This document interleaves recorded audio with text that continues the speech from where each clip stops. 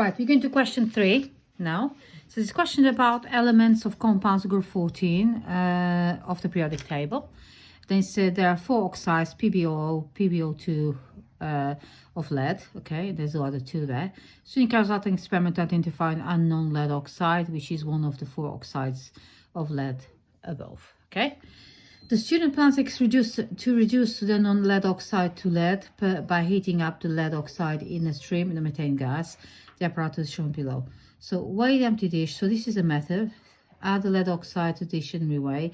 Set up the apparatus and pass methane through gas through the tube as shown. Heat for 10 minutes. Pass cold air through the tube into cool and dish to cool the dish and contents. Weigh the dish and contents.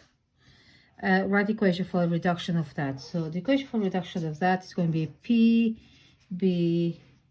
PB2O3 plus CH4 is going to give you PB because you want to reduce to lead, yeah, plus carbon dioxide plus water. Then you balance this equation, and I think it's going to be 4. It's going to be 3 here. It's going to be PB is going to be 8, and carbon dioxide is going to be 3, and water is going to be 6. I think that's what I think it is. I'll check in a minute. Okay, right, that's correct. This is the equation balanced the way like this. There's different types of things you can do, but this is one of them that you can balance. Okay, so the next question: student uses safety glasses and lab coat. So state with a reason one other important safety precaution the student should take carrying out this experiment. So I think you should use a fume cupboard.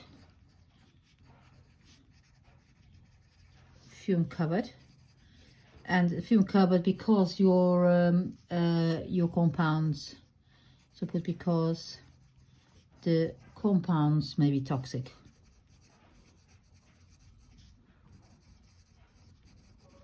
Anything that's toxic needs to be done under the fume hood. Okay, so that's the answer to that question. Next one is the student was not sure that all the oxygen has been removed from the lead oxide. Suggest 2 modifications that the student could make to their method to be confident that all the oxygen has been removed. So I would suggest you use excess. First of all, use excess methane to ensure that all the oxide has react. Do you show that all lead oxide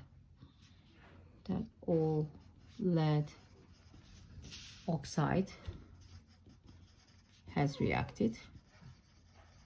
That's one of them. Second one, I could say heat at constant mass to ensure that all lead oxide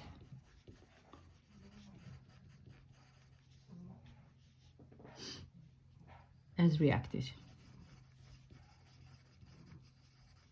Okay, there's 2 options you can do. You can do other options, but this is the 2 options I'm offering you.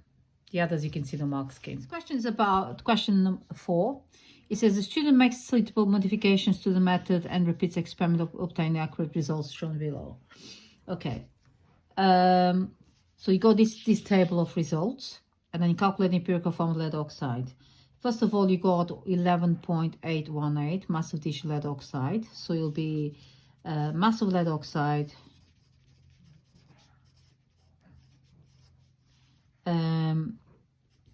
I'll put lead oxide because we don't know the formula, do we?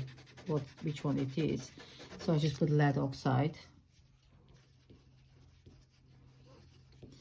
is 11.818, okay, minus 8.364, which gives me 3.454 grams. So you take this away, the mass of the dish plus lead oxide minus the dish. Okay, so the mass of the lead here, mass of dish lead, and at the end of the experiment is this one here. So let's work out mass of lead is going to be equals to 11.4 494, 496, sorry, 496, minus the dish, take away the dish, and that will give you 3.132 grams.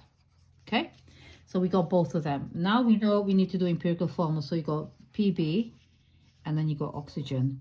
So we know the total mass is this. So if you take that from that, okay, so you got 3.454 minus 3.1, all right, 3.554 minus 3.132 is going to be the mass of what?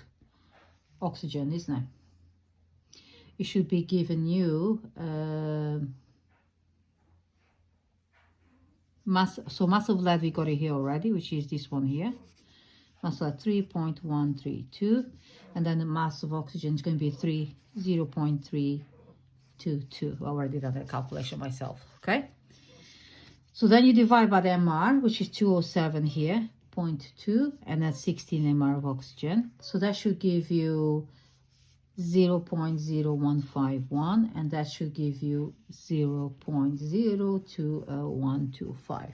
Okay, so you divide by the smallest one, so this is your smallest one, so that by that 0.0151, and then you got 0.151. okay, and that should give you a ratio of 1 to 1.33. Then you multiply this by 3, both by 3 to make it a whole number. Then you got 3 and 4. Okay, so the mass of lead oxide is going to be PB304. That's how you work. I hope it makes sense to you. I'll show the whole question so you can have a look and take a picture if you want to. Now the next question B of number 3, it says here, silicon dioxide and carbon monoxide, I'll put this up here, are oxides of other group 14. All right, just use that like that. Solid silicon dioxide melts at 2.156 degrees, 2156, and then solid carbon dioxide melts at minus 56, so melting point is much less. So just type of lattice structure in solid silicon dioxide and solid carbon dioxide. Explain the difference in melting points in terms of types of forces between each lattice structure. So first of all you do is silicon dioxide has a giant, I'm going to put this up here because sometimes the camera doesn't catch it, giant covalent lattice. And structured carbon dioxide is a simple molecular, you can put single molecular lattice or structure. It's a simple molecular structure, okay? And then, so I've got my computer there, I think you can see that. Hold on. Then you have explanation. So explanation is going to be silicon dioxide has strong covalent bonds between atoms. Okay. Then you got carbon dioxide has weak London forces between molecules.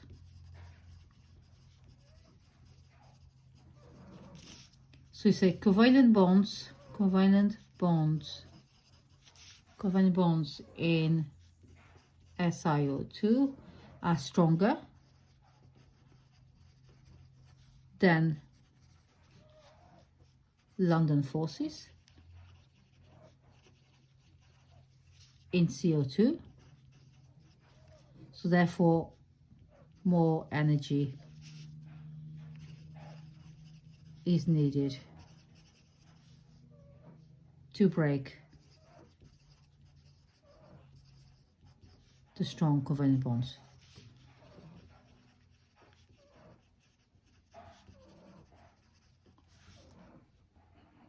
Than London forces.